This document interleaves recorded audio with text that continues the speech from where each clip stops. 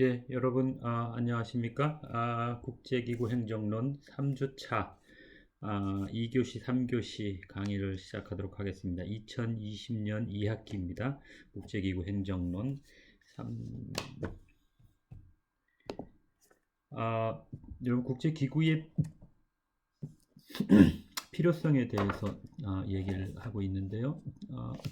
지난주에 앞부분 서론 부분을 지난주가 아니라 1교시 때 이야기를 했었고요. 이제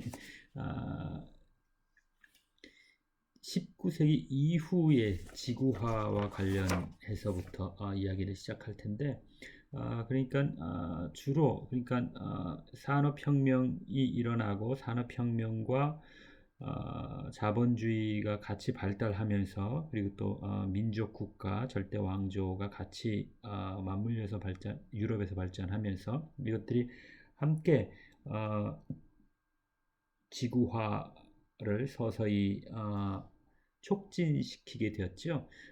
그러니까 제국주의 시대 식민지가 필요했던 그래서 유럽 열강들이 어, 아시아 아프리카에서 원료의 공급처 그리고 또 제품 만든 상품의 수출처 그래서 수출입 시장의 확대를 통해서 자국의 이익을 확대하기 위한 그런 경쟁들이 일어나는 시대를 거쳤고요. 그렇게 되다 보니까 이전에 서로 거의 지리적으로 멀리 이렇게 나뉘어 있던 지역들이 물론 산업혁명을 통해서 상품도 잉여 상품들이 만들어지고 또 대항해 시대를 거치면서 이전에 육로를 통해서 어렵게 어, 도착하고 조금씩 있었던 국제 무역, 예를 들면 고대로부터 실크로드라든가 그 이후에도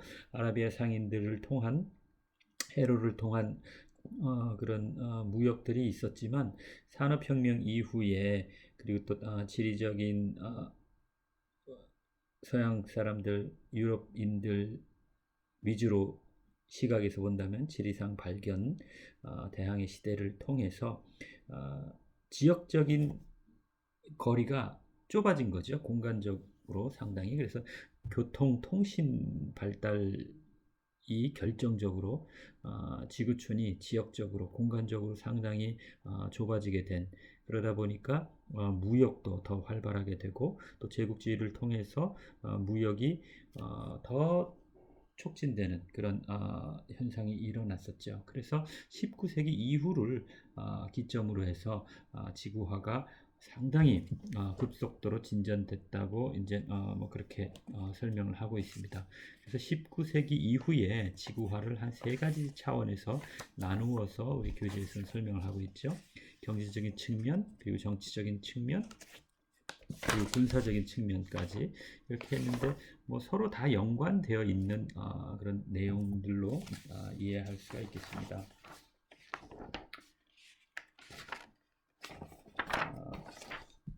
먼저 경제적인 측면도 한 세 가지 정도로 교재에서는 나누었는데요. 1870년대부터 1913년기 이 시기는 주로 이제 제국주의 시기로 이렇게 표현을 하면 좋을 것 같아요. 1870년이 바로 이탈리아가 통일된 해지요. 여러분 확인 한번 해보십시오. 이탈리아와 이것도 여러분 어, 저기 이 동영상을 꼼꼼히 건너뛰지 않고 보시는 분들은 이렇게 제가 중간중간에 과제를 넣어서 여러분들 대면 수업은 아니지만 동영상으로도 얼마든지 수업 참여 점수를 줄 수 있도록 제가 이렇게 중간중간 퀴즈처럼 이렇게 넣겠습니다. 1870년이라고 하면 이탈리아 통일, 이탈리아와 독일은 중세 이후에 작은 도시국가들로 서로 많이 이렇게 지역적으로 많이 분열되어 있어서 절대 왕조가 시작이 늦었죠. 영국이나 프랑스에 비해서. 그래서 통일 운동들이 많이 일어났는데 비슷한 시기에 독일과 프러시아를 중심으로 한 독일과 또 이탈리아가 통일이 되게 되는데 그 시점이 1870년 이에요.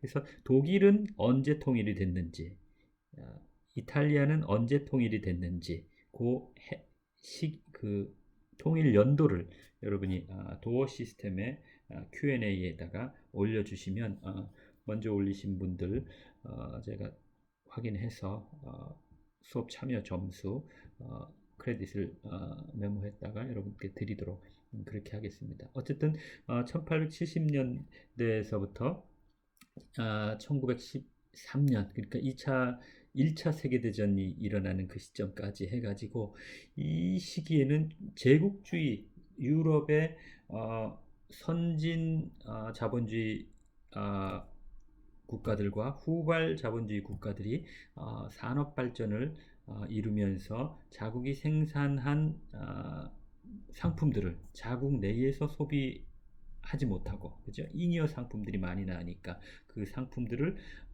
팔 시장이 필요했고 또 그만큼 많이 생산하게 되니까 그 원료를 또 공급할 원료 공급처가 필요하고 그러니까 수출입에 대한 시장을 확보하기 위한 경쟁이 유럽 국가들 사이에서 산업화하는 국가들 사이에서 일어나는 시기죠. 이것들이 바로 지구촌 차원에서는 제국주의 시대를 식민지 시대를 열고 그렇게 한창인 시기가 바로 이 시기입니다. 이 시기에 결국은 뭡니까? 식민지를 삼고 뭐 이렇게 하는 것들이 다 뭡니까? 무역을 하자고 하는 것이죠. 그러니까 이전에는 무역이라는 것이 상업이라는 것들이었죠. 국경 내에서, 지역 내에서 물건을 만들어서 다 소비하고 지역 이동에 국경 내에서 이동하는 것에 불과했는데 이제 이 산업화되면서 이 시기가 되면 국경을 넘어서서 상품이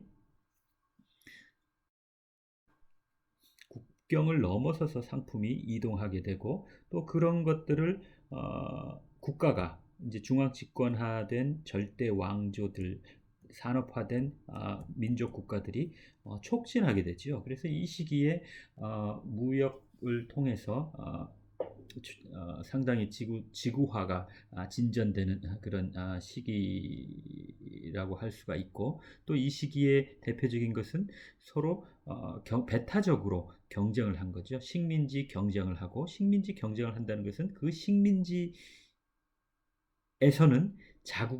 종주국이 배타적으로 무역을 하는 거죠. 그러니까 A라는 식민지를 가지고 있는 국가는 다른 국가가 A라는 식민지와 무역을 할 수 없는 뭐 하더라도 상당히 뭐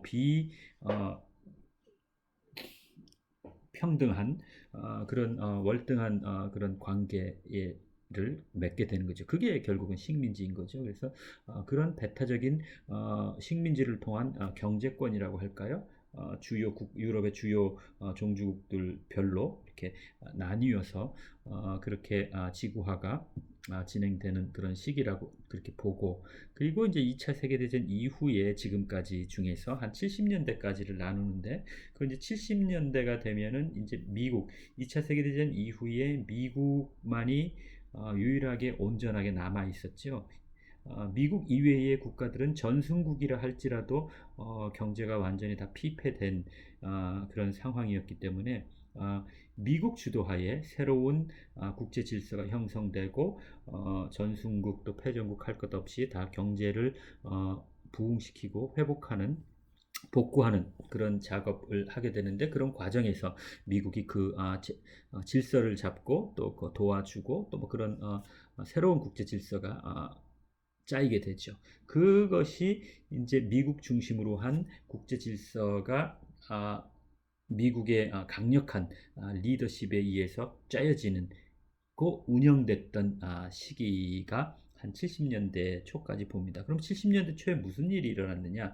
바로 1971년에 닉슨 대통령이 금태환 금지 그걸 선언하지요. 그 얘기는 이전까지 이제 달러를 중심으로 해서 달러가 공공재로서 화폐의 공공재로서 모든 국가들이 달러를 가지고 무역을 했죠. 그 이유는 달러를 액면가대로 미국에게 갖다 주면 그 달러 가치만큼 금으로 바꿔주는 겁니다. 그러니까 근본위제였던 거죠. 그러니까 달러는 종이에 불과하지만 이 종이를 금으로 그 가치로 교환할 수 있었기 때문에, 그게 보장되었기 때문에 모든 국가들이 무역에 있어서 달러를 중심으로 하게 되고, 또 달러를 금 대신 보유함으로써 가치를 보유하게 되었는데, 문제는 2차 세계대전 이후에 각국의 산업과 이제 경제가 회복됨에 따라서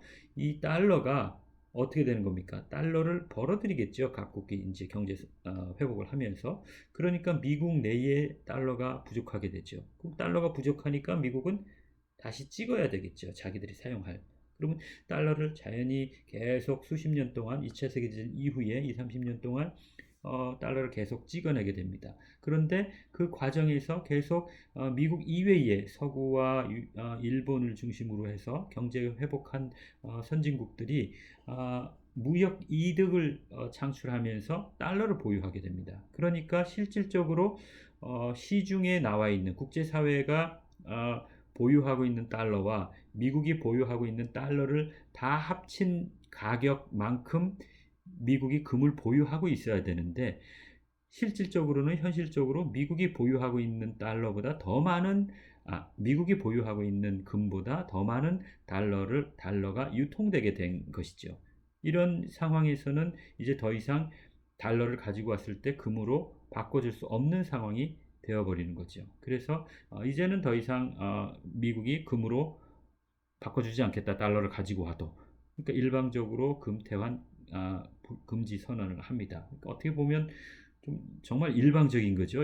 여태까지는 금으로 준다고 해가지고 가지고 있었는데, 이거 가지고 있어. 이 달러를 가지고 있으면 나중에 언제든지 내가 금으로 바꿔줄게. 그랬다가 이제는 안 바꿔줘 하는 거니까 좀 황당하고 힘 있는 국가의 어떤 뭐 횡포라고도 할 수 있지만, 어쨌든 그게 현실입니다. 그렇게 된 시점이 바로 1970년대 초반인 거죠. 그래서 그때까지 이제 지구촌에서 급변하는 상황이기 때문에 한번 시대를 그렇게 나누었어요. 그리고 이제 80년대 이후에서 지금까지는 정치적으로는 80년대 말 90년대를 통해서 동유럽과 소련이 붕괴되면서 공산주의 국가들이 붕괴되면서 전 세계가 자본주의 국가의 시장으로, 하나의 시장의 장으로 이렇게 통합되는 그런 과정을 거쳤지만, 어쨌든 정치적으로는 그렇게 양극 체제가 이제 미국 중심의 단일한 이제 캠프로 이제 전환이 되었지만, 경제적인 측면에서는 아까 이야기한 대로 70년 초 이후에 금태환을 금지한 이후부터는 이제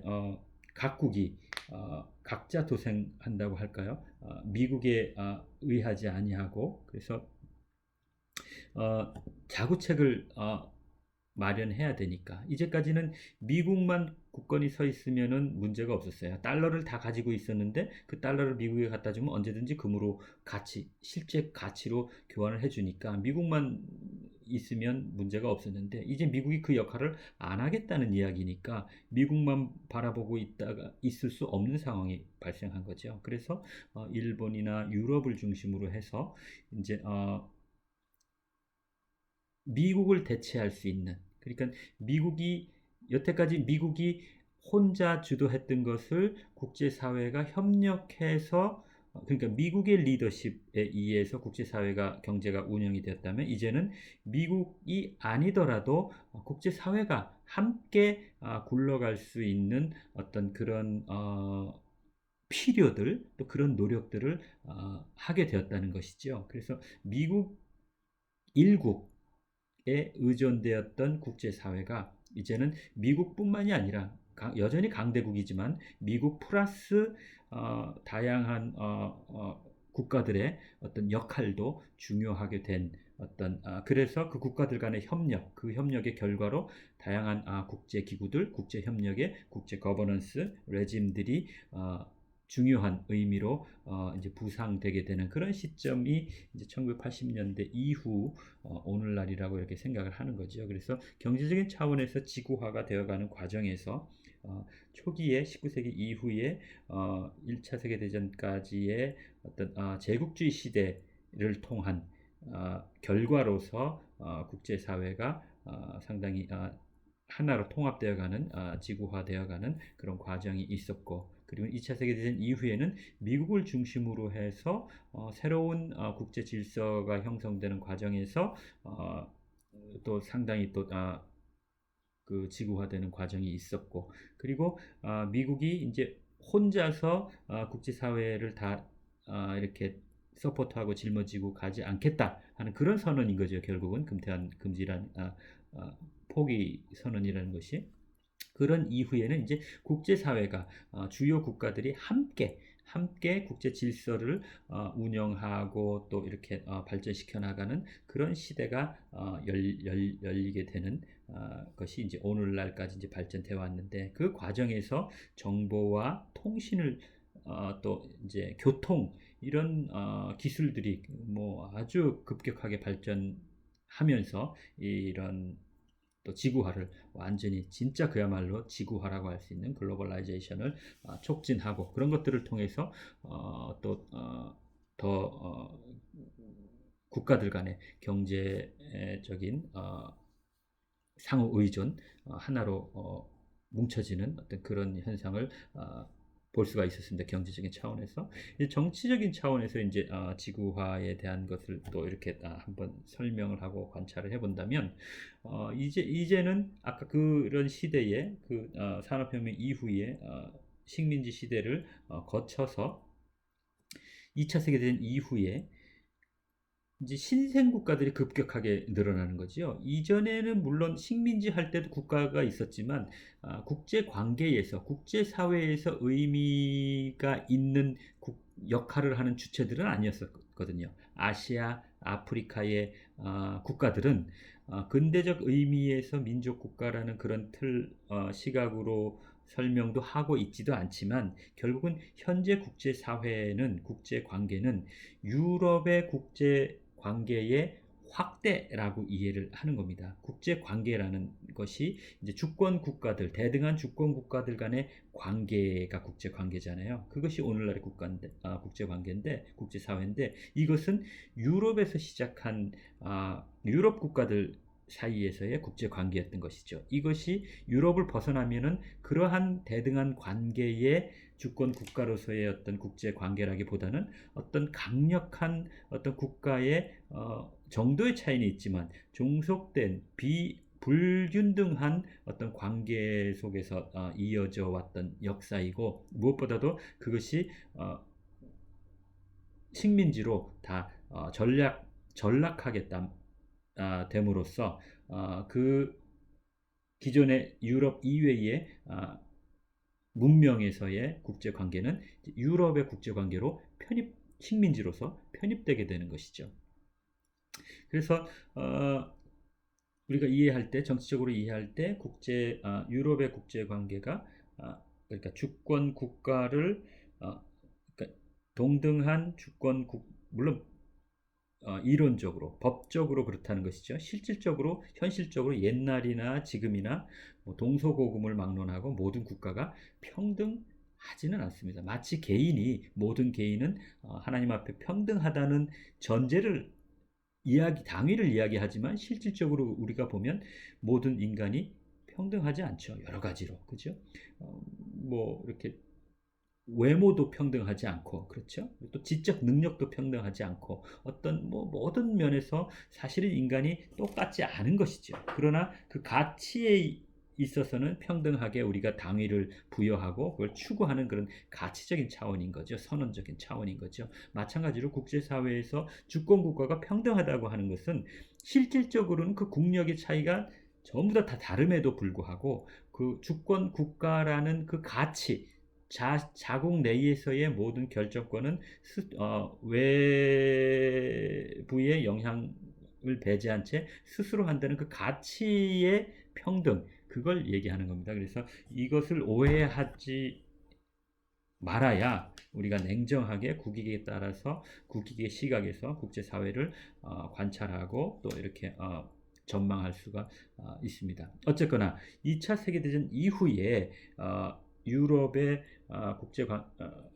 유럽 국가 중심의 국제 관계의 국가, 그러니까 그 행위자가 결국은 유럽의 몇몇 주요 국가들이었는데 이제 2차 세계대전 이후에 50년, 60년대를 거치면서 많은 국가들이 신생 국가들이 탄생하게 되죠. 그래서 이제 주권 국가로 독립을 하게 되니까 유럽의 강대국과 가치적으로, 이론적으로 어떻습니까? 대등한 주권 행위자가 되는 겁니다. 그래서 정치적으로는 2차 세계대전 이후에 배타적인 행위자인 동등한 주권 국가가 상당히 많아지는 그런 아주 특성을 갖게 되는 거죠. 지금 그래서 여러분 또 하나 여기 이거 그 수업 참여 크레딧 문제입니다. 유엔에 가입한 공식 유엔에 가입이 돼야 공식적인 주권 국가로 인정하는 뭐 그런 것이죠. 그러니까 유엔에 지금 가입되어 있는 유엔 회원국, 다시 얘기하면 주권 국가는 수는 유엔 회원 주권 국가 수는 2020년 현재 몇 개국입니까?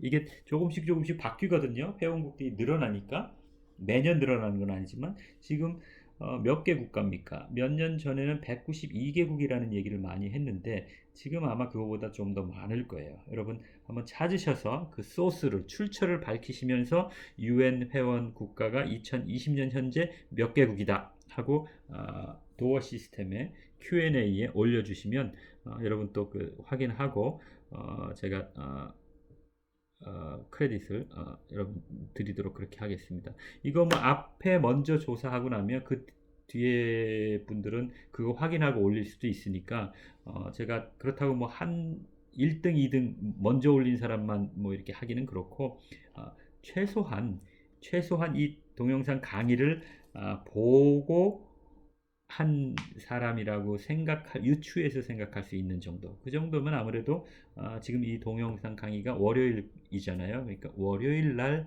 정도 올린 그런 사람들은 제가 확인을 해서 조금 늦게 올리더라도 제가 크레딧을 메모를 해놓도록 그렇게 하겠습니다. 어쨌든 정치적인 차원에서는 대등한 행위자로서의 주권 국가들의 수가 급격하게 늘어났다는 것. 그리고 그렇게 늘어났는데 또 하나 중요한 시점이 뭔가 하면 냉전이 사라지고 다시 얘기하면 옛날 소련과 동유럽의 공산주의 국가들이 다 붕괴하면서 어떻게 됐습니까? 자본주의와 공산주의라는 두 개 진영이 하나로 돼버린 거죠. 그 얘기는 이전에는 공산주의 캠프의 국가들과 자본주의 캠프의 국가들이 교류를 안 했습니다. 서로 원수지요. 서로 타도해야 될 대상이었죠. 그러니까 당연히 외교 관계를 맺지를 않았습니다. 그러니까 대사관이 없지요. 그런데 공산주의 캠프가 붕괴하니까 어떻게 됩니까? 이 공산주의 국가들과 새롭게 외교 관계를 맺는 일들이 일어나고 그 얘기는 결국 거의 모든 국가들이 특별한 경우가 아니면 다 외교 관계를 맺고 대사관들이 새롭게 설치되는 그런 붐. 그러니까 엄청나게 많은 새로운 신생 대사관, 상주 외교관들 이런 상황들이 늘어나게 되는 것이죠. 우리나라만 해도 80년대 말부터 해서 노태우 정부 때죠. 노태우 정부 때 북방 정책이라고 해서 물론 이제 동구권 공산주의 국가와 교류를 하고 하는 그런 아이디어들은 박정희 정권에서부터 그런 아이디어가 있었고 그렇게 추진되었었습니다. 그러나 한참 냉전이 팽배하던 시기에 그것이 실질적인 효과를 가시적인 실질적인 효과를 많이 얻기는 어려웠는데 이제 냉전이 붕괴되어 가는 그 말미에 세계적인 여러 가지 흐름을 잘 타서 우리가 북방 정책을 통해서 동유럽과 소련하고도 또 결국은 1992년에는 중국하고도 수교를 하게 되고 또 외교관을 상주 외교관을 서로 교환하게 되는 상황이죠. 그래 이런 것들이 결국은 지구화의 연장선인 것이죠. 이전에는 경제적인 지구화에 있어서 2차 세계대전 이후에 이 냉전 이전까지는 뭡니까? 반쪽의 지구화인 것이죠. 캠프, 자본주의, 어, 미, 어, 공산주의 양 캠프로 나뉘어 있는 그 내부에서 정보통신의 발달, 교통의 발달로 해서 이렇게 가까워지고 지구화가 되어 있다면, 두 개로 나뉜 지구화였다면, 이제는 냉전이 붕괴된 이후에는 하나로 진정한 의미에서 지구화가 가속화되기 시작했다는 것이죠. 그리고 군사적인 측면의 지구화를 얘기를 했는데, 이거는 그 어떤 뭐 조금 그렇긴 한데, 이제 전쟁을 한다거나 군대를 파견해서 어떤 역할을 할 때, 과거에는 이 공간적인 것이 상당히 넓었기 때문에 상당히 제한이었었죠. 그래서 원거리 원정이라는 것들이 상당히 특별한 역사에 희귀한 그런 경우였는데, 이제는 어떻게 됩니까? 교통, 통신의 발전 때문에 군대를 파견하는 것도, 전쟁을 하는 것도 아주 멀리 있는 국가들과 이전보다 훨씬 더 손쉽게 비행기 또 배, 여러 가지 교통수단을 통해서, 또 미사일을 통해서 군사적인 활동에 있어서도 상당히 작아졌다, 지구화되었다는 그런 이야기인 거죠. 그래서 군사적인 활동도 상당히 국경을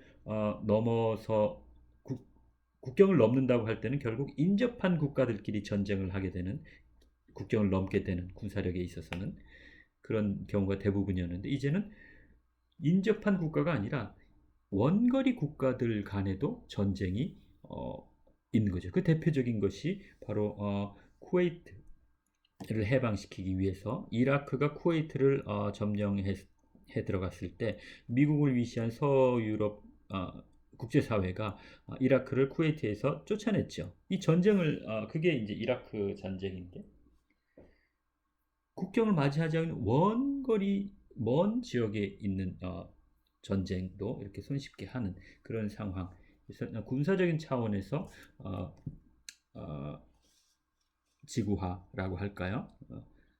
그리고 또 하나, 이제 이제 냉전이 사라지고 이제 하나의 이념, 그러니까 자본주의와 공산주의 이념에 의해서 둘로 나뉘어 있었을 때는, 미국과 소련의 어떤 핵 보유 초강대국이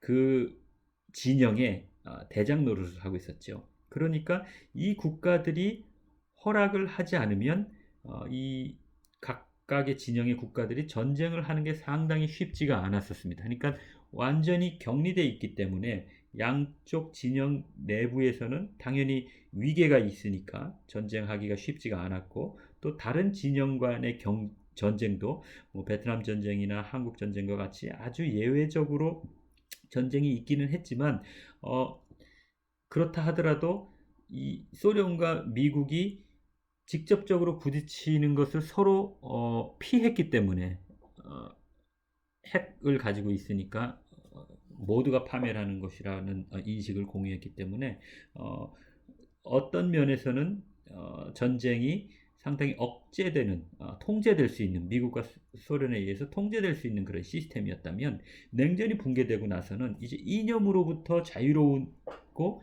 그야말로 아까 얘기했던 대로 두 개로 나뉘어 있던 지구화가 이제 하나의 지구화가 이루어지니까, 모든 국가들이 자국의 이익을 위해서만 행위를 하는 겁니다. 그렇죠?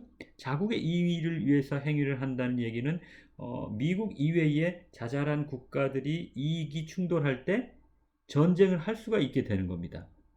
왜? 미국이 자잘한 국가들이 전쟁을 하는데 그것을 굳이 못하게 할 어떤 그 동기가 없어지는 것이죠. 옛날에 미소 자본주의, 공산주의 진영으로 나뉘어 있을 때는 이쪽 양 진영 국가들이 전쟁을 할 때에 미국과 소련이 그 전쟁을 묵인할 것이냐, 아니면 촉진할 것이냐, 아니면 못하게 할 것이냐 하는 동기들이 분명 있었습니다. 어떤 것입니까? 이 다른 진영의 국가와의 전쟁이 미국과 소련과의 갈등을 조장하거나 전쟁을 개입하게 하는 그런 상황이 안 되게 하기 위해서, 그리고 또 이 두 진영으로 나뉘어 있었기 때문에 교류 자체가 크게 없습니다. 교류 자체가 크게 없으니까 굳이 각각의 국가 이익이 상대의 국가 이익과 뭐 배치되는 그런 것들이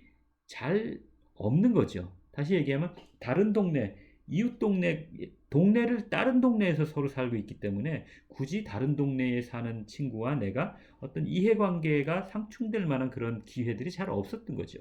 근데 이제 이 동네가 하나의 동네가 되고 나니까 이제 각자가 서로 이해관계가 상충되는 일이 많아졌고, 그것 때문에 싸우는 일들이 더 빈발하게 되었다는 것이죠. 그리고 그 대장 노릇을 하던 미국이 그걸 뭐 말리거나 뭐 이렇게 할 이유가 없어진 것이죠. 이전에는 소련과 싸우지 않기 위해서 말렸지만 이제는 소련이 없어졌으니까, 그렇죠? 그런 상황에서 이제 군사적 차원에서 진정한 지구화가 되어 가고, 그리고 또 그 얘기는 결국은 오히려 이 세계대전과 같은 대규모 전쟁은 아니더라도 지역적인 분쟁, 어, 국가들 간의 그런 전쟁들은 오히려 더 많아지는 그런 상황들이었었습니다. 그 다음에 나오는 게 이제 이런 다양한 이제 세 가지 경제적인 차원에서, 정치적인 차원에서, 군사적인 차원에서 지구화를 설명을 하면서 이런 다양한 수준에서의 지구화, 글로벌라이제이션이 어떤 문제를 국제사회에 낳게 되었는가 하는 이야기를 합니다. 이 지구화를 통해서 국가들 간의 관계가 더 긴밀하고 더 자주 밀접하게 이루어지니까, 다시 얘기하면 개인들 간의 관계가 서로 따로따로 상관 안 하고 살 때는 그냥 살았는데, 이제 서로 자꾸 부딪히면서 관계를 맺게 되면 어떤 일이 생길까요? 규칙이 필요하게 되겠죠. 야, 이제 우리 만날 때 그냥 아무 때나 만나지 말고 뭐 언제 이왕이면 만나자. 뭐 이런 식으로 한다든가, 우리가 또 무슨 문제가 생기면 이렇게 해결하자 하는 그런 어떤 규범들, 어, 각자 행위자가 지켜야 할 규범들의 필요성이 발생하게 되는 거죠. 왜? 그렇게 해야 문제가 있을 때마다 그때그때 케이스 바이 케이스로 협의하고 하는 것보다는 미리 규칙을 정해 놓으면 훨씬 더 효과적으로 서로 상호작용, 관계를 교제하는데 효과적으로 교제할 수 있는 거죠. 친구들 개인 차원에서도 마찬가지잖아요. 전혀 모르는 사람들끼리 뭐 이렇게 한다. 예를 들면 여러분이 이제 학교에 오는 것도 마찬가지죠. 뭐 학교에 안 올 때는 따로따로 있으니까 전혀 상관이 없지만, 이제 학교에 오시게 되면 학교를 통해서 이렇게 하는 거라는 규칙을 정해 정하게 되죠. 그죠? 학교의 규칙을 지키게 되는 거죠. 그렇게 하면 어떻습니까? 학교에서의 학교 생활이, 그러니까 각자가 학교를 통해서 서로 교제하고 목적한 바를 이루는 그런 것이 더 효율적으로 이루어지겠죠.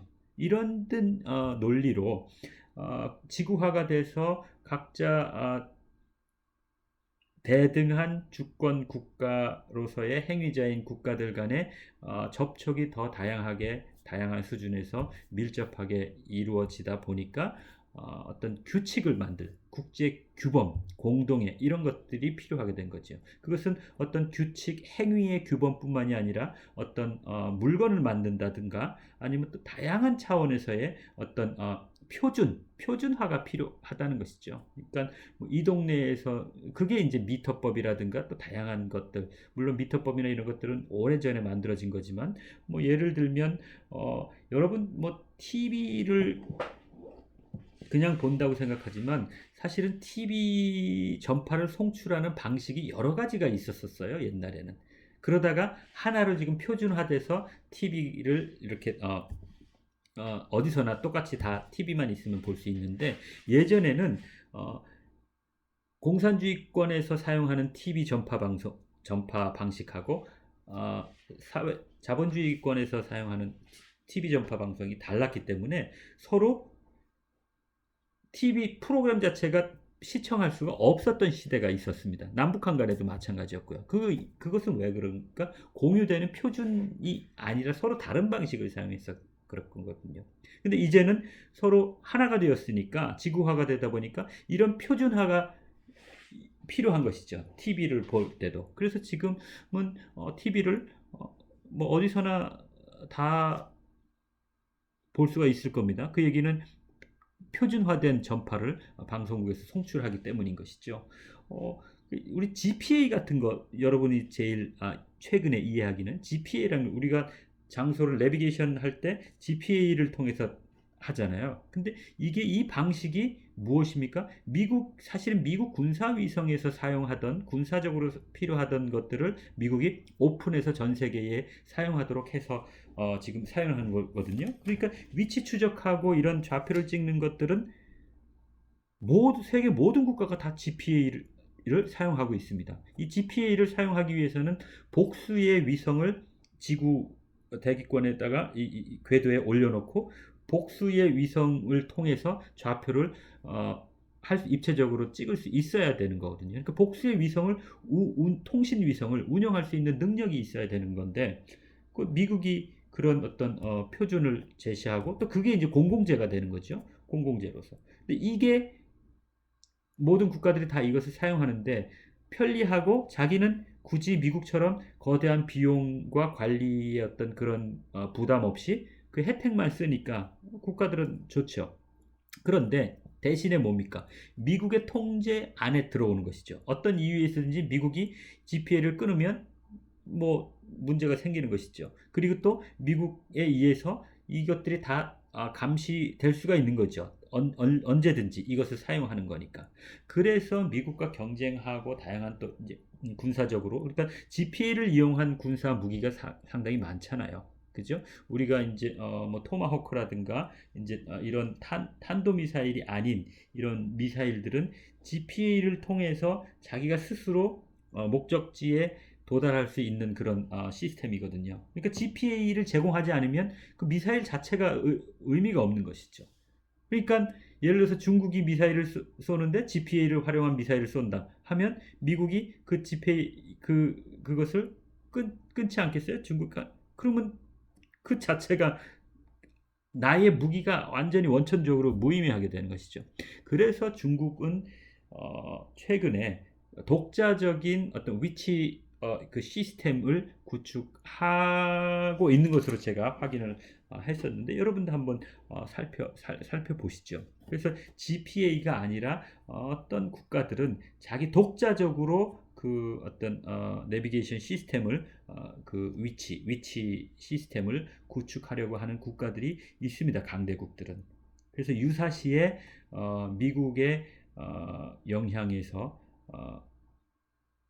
자유롭기 위해서 그런 것들이 이제 공공재거든요. 그래서 공공재를 많이 창출해서 공공재를 많이 제공할 수 있는 국가가 결국은 뭡니까? 결국은 강대국인 것이죠.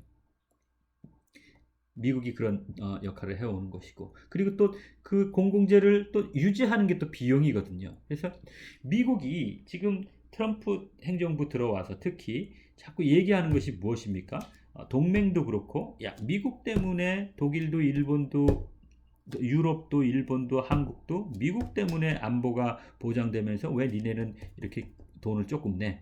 이제부터는 미국 도와준 거 니네가 돈 다 내. 뭐 이런 식인 거죠. 그러니까 공공재를 제공하는데, 동맹이라는 공공재를 제공하는데 그 공공재의 운용 비용을, 관리 비용을 같이 부담하자. 심지어는 니네가 다 부담해. 내가 물건은 줬으니까. 이런 식인 것이죠. 그래서 이 공공재를 창출하는 문제, 공공재를 지속적으로 관리하는 문제가 국제사회에서 해결해야 될 문제가 된 것이죠. 만일 이것이 지속적으로 특정 국가에게만 의존한다면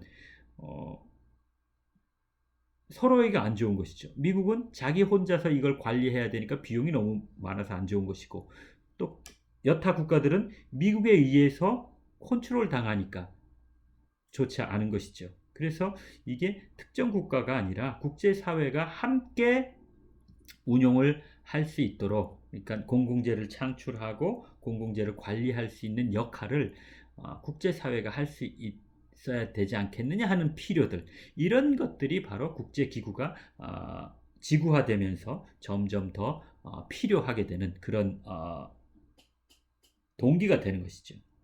그러니까 특정 국가에 의해서 좌지우지 되던 국제사회의 질서가 거기에서 좀 더 자유롭게 되기 위해서 어떤 조직을 만드는 것이죠. 예를 들면 우리가 동창회를 만든다고 생각할 때 처음에 어떤 특정 좀 여유 있고 여러 가지로 그런 사람이 우리 동창회 만들자 하고 했을 때는 그 국가가 뭐 그 개인이 돈도 많으니까 동창회 모이면 밥도 자기가 사고 또 뭐 이렇게 할 때 자기가 다 기획하고 이렇게 하고 다른 사람들은 멤버들은 그냥 그 혜택을 보니까 좋았던 겁니다. 그런데 이게 너무 횟수가 자주 하게 되고 긴밀한 관계가 되게 되니까 여태까지 돈을 다 제공하던 주도하던 국가가 회원이 야, 나 혼자 하기 힘드니까 이제 같이 하자. 회비도 같이 내고 또 이제 규칙을 정해서 이제 정기적으로 스스로 모일 수 있도록 하자. 내가 맨날 언제 모이자고 연락하고 뭐 이렇게 하는 것들이 좀 너무 나만 희생을 하는 거니까 이제 시스템화해서 저절로 굴러갈 수 있도록 누구 회원들이 어떤 특정 회원들만 부담이 가지 않게 이런 차원으로 운영되게 되는 거죠. 그죠? 국제사회도 마찬가지인 거죠. 이제 강대국 중심으로 미국 중심으로 좌지우지 되어 왔다면 미국에게도 여타 국가에게도 이익이 좀 더 되게 효과적인 이익이 되기 위해서는 이제 국제 기구를 별도의 그 사안마다 그죠?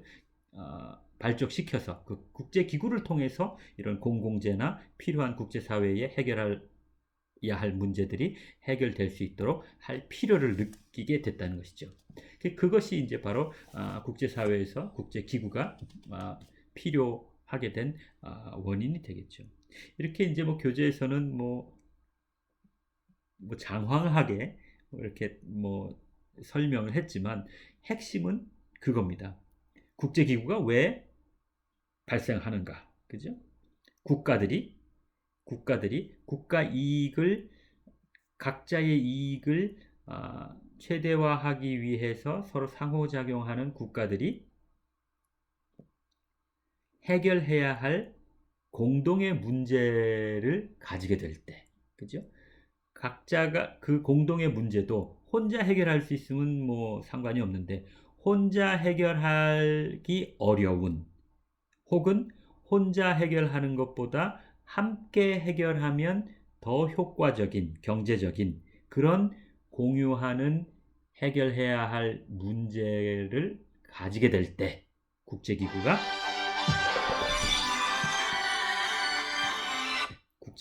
발생하게 될 동인이 된다는 것이죠.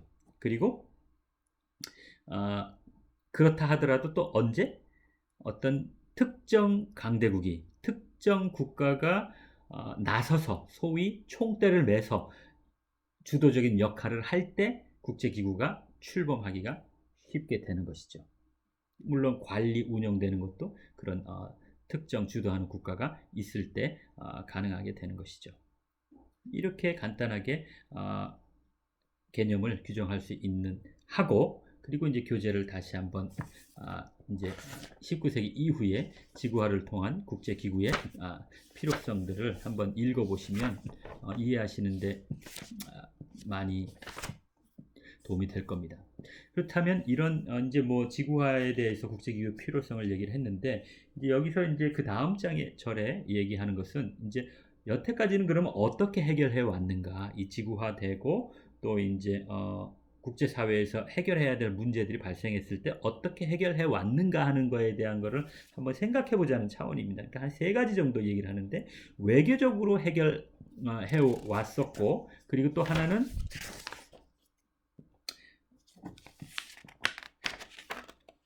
어떤 패권의 역할 그리고 또 하나가 이제 거버넌스인데 이제 결국 거버넌스라는 것이 이제 국제 기구의 어떤 연속성에서 우리가 설명할 수 있는 것이고, 거버넌스는 뒤에 조금 밀어놓고 두 가지죠.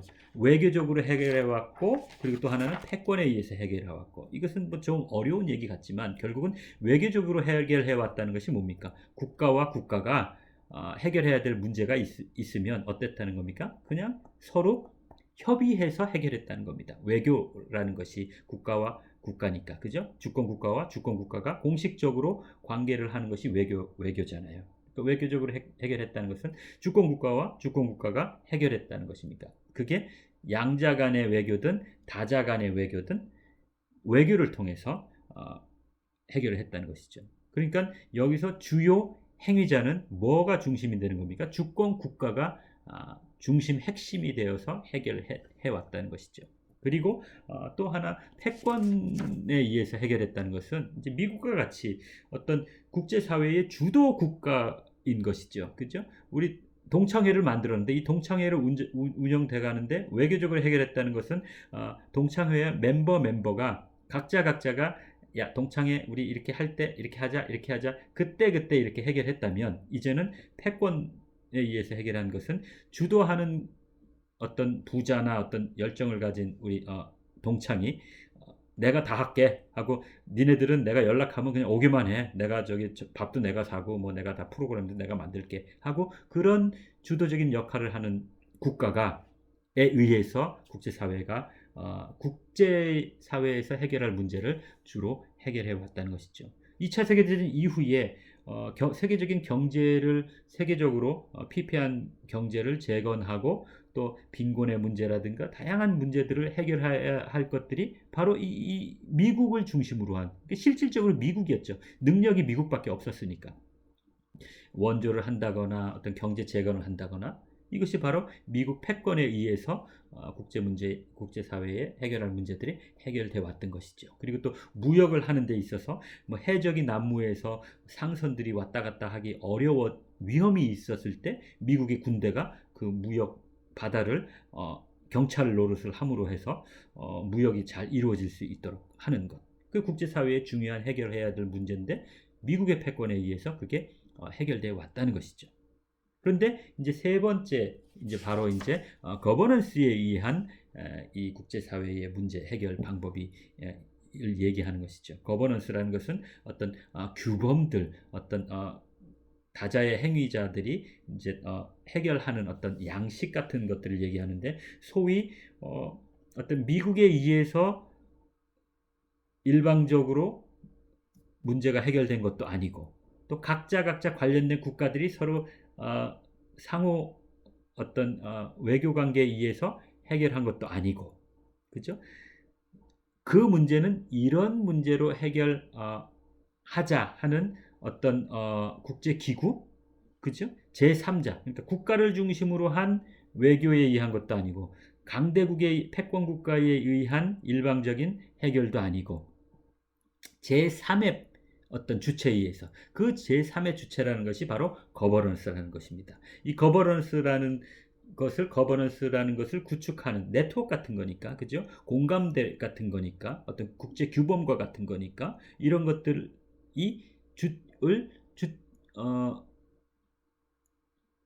행위하는 주체, 새로운 주체를 만드는 것이죠. 그게 이제 국제 기구가 되는 것이죠. 그래서 이런 거버넌스, 국제 기구를 통해서 국제 사회의 공동의 문제들을 해결하는 그런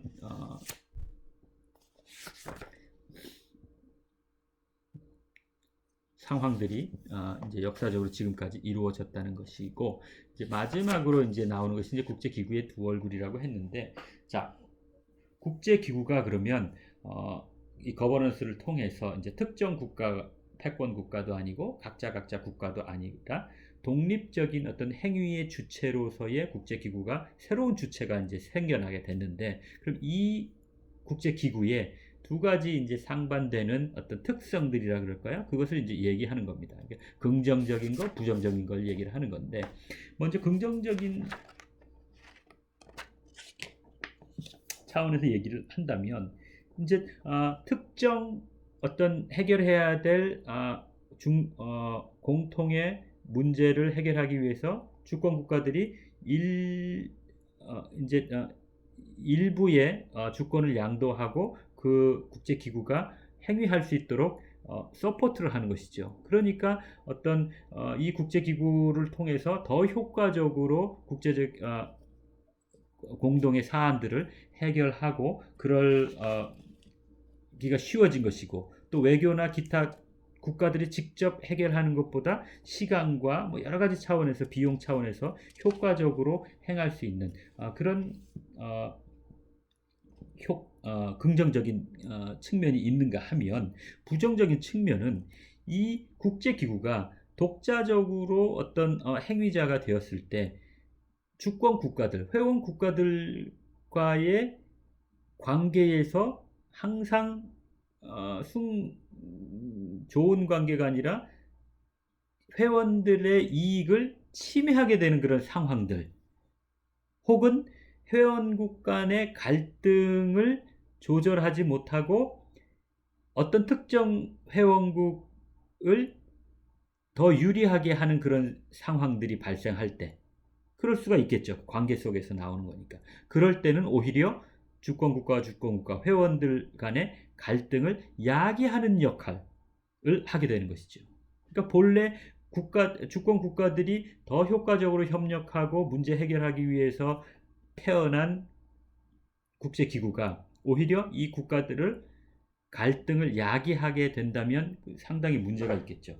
이런 이중적인 역할을 그 기능을 국제기구가 하는 그런 것들을 우리가 역사 속에서 살펴볼 수도 있고 또 이제 상정할 수도 있습니다. 그러니까 이제 국제사회에서는 이 주권 국가들은, 국제사회는 주권 국가들을 최고로 하는 그런 원칙 하에서 이루어지는 거니까, 결국 주권 국가가 국제기구를 만들기도 하고 국제기구를 폐지하기도 하는 주체이니까, 그러니까 이 주권 국가들이, 회원 국가들이, 국제사회가 어떻게 잘 유기적으로 협력해서 기존에 만들어진 국제기구를 잘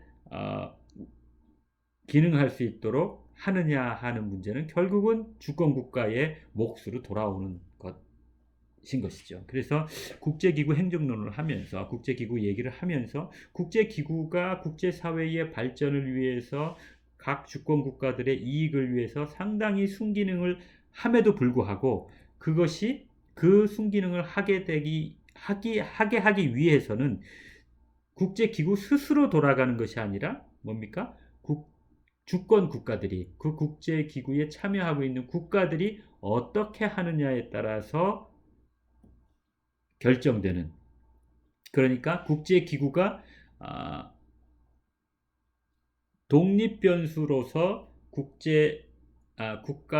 주권 국가의 행위에 영향을 미치는 것이 아니라 거꾸로 주권 국가들이 국제기구의 행위에 영향을 미치게 되는 그런 현실적인 어떤 현상들을 우리가 인지를 하고 좀 더